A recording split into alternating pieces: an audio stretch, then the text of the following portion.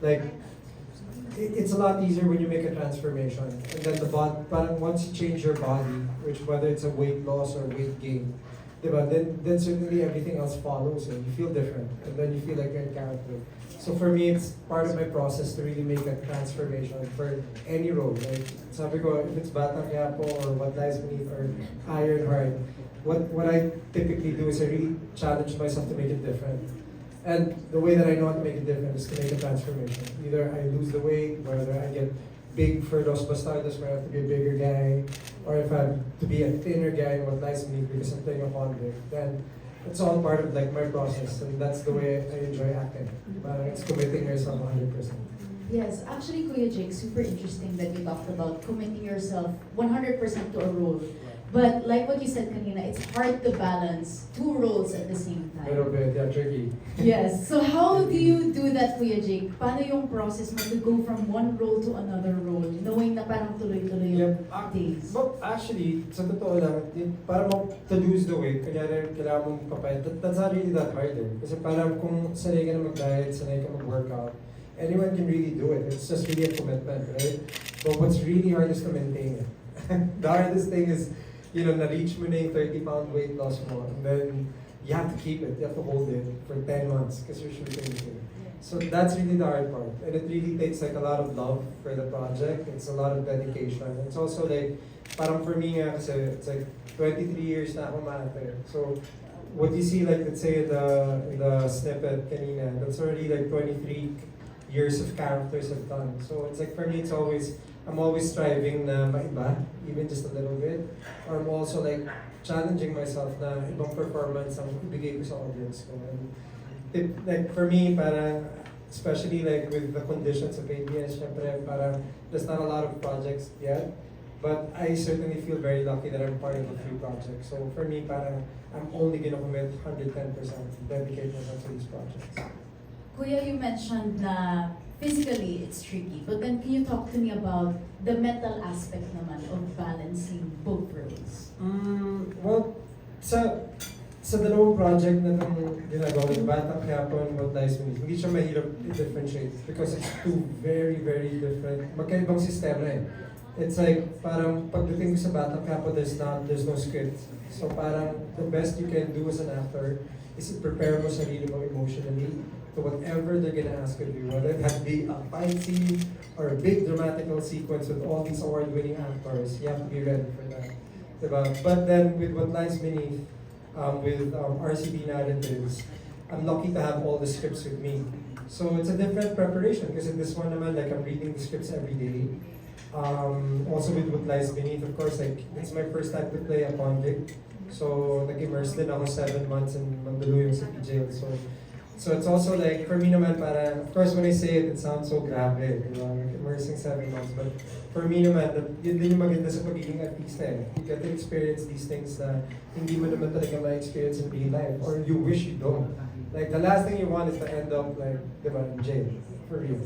But the beauty of being an artist is that you get to see that perspective, diba, from that lens. And for me, parang the role, when they give me roles like this, I really, really commit to it because it's also an opportunity for me to see the world in a different lens.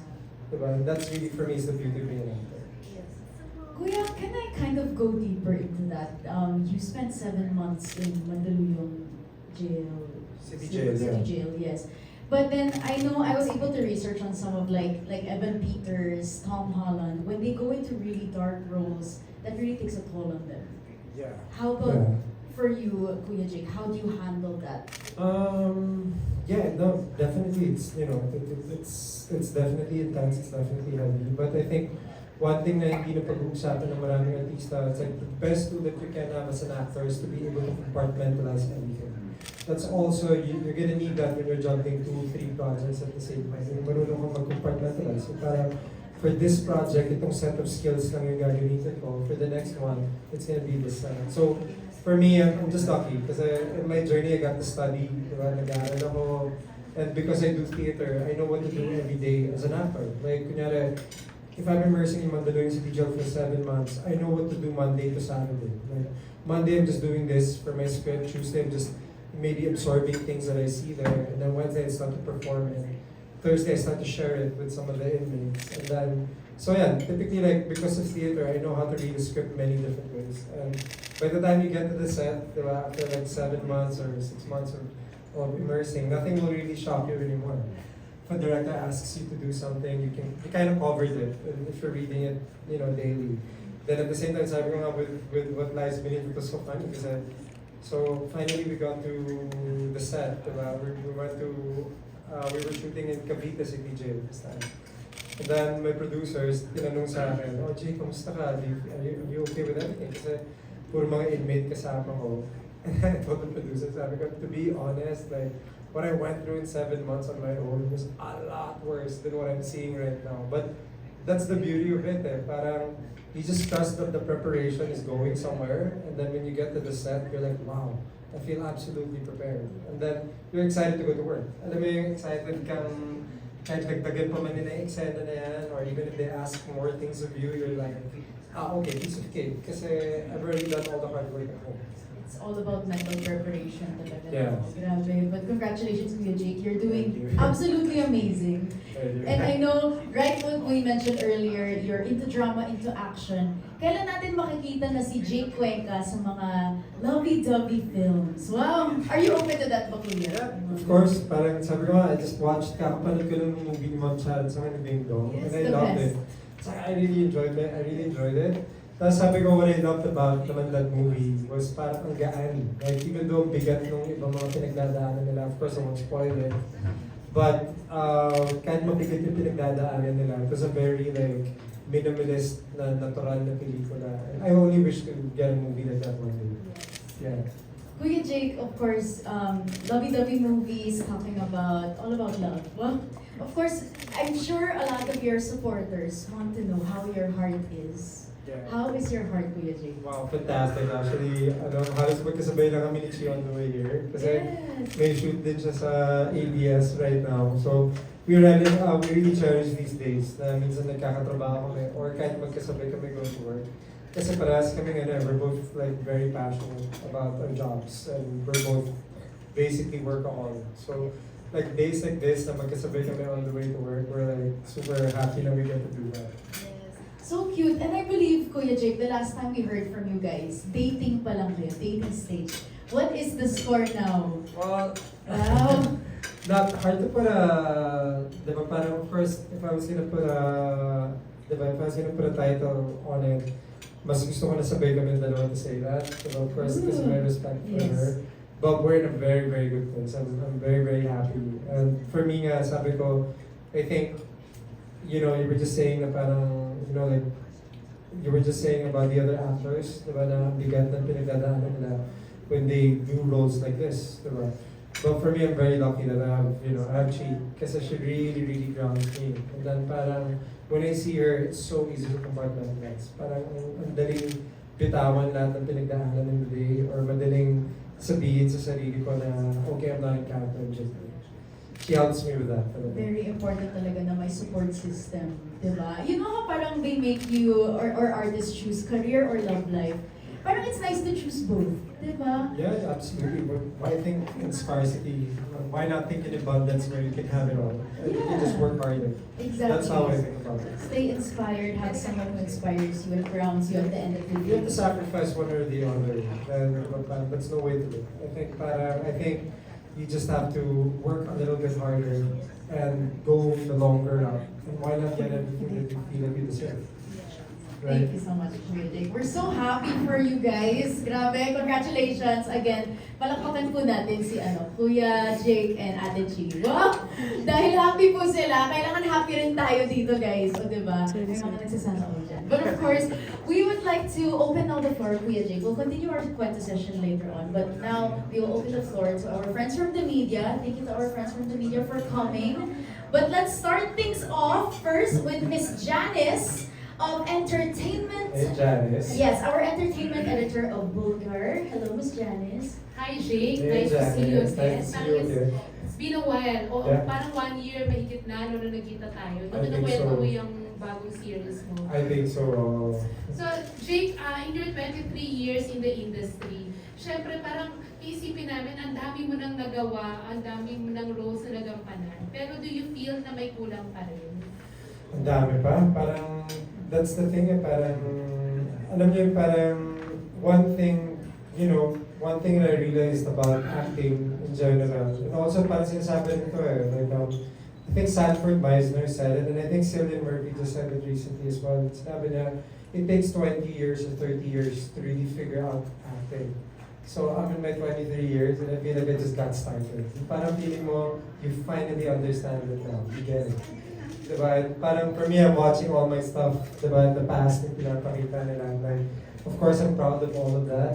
But parang once the pandemic ended and we started working, parang feeling ko nagsimula ako ulit. So parang I feel like ang dami ko magagawin. Parang I feel like I just got started again. And I have theater also to thank for that. Kasi yung nag-teatro ako, biglang parang nagsimula, parang na-reset lahat. Then you're so excited kasi parang ang dami mong bagong skills, ang dami mong bagong learnings na gusto mong i-apply in every role or every project that you do.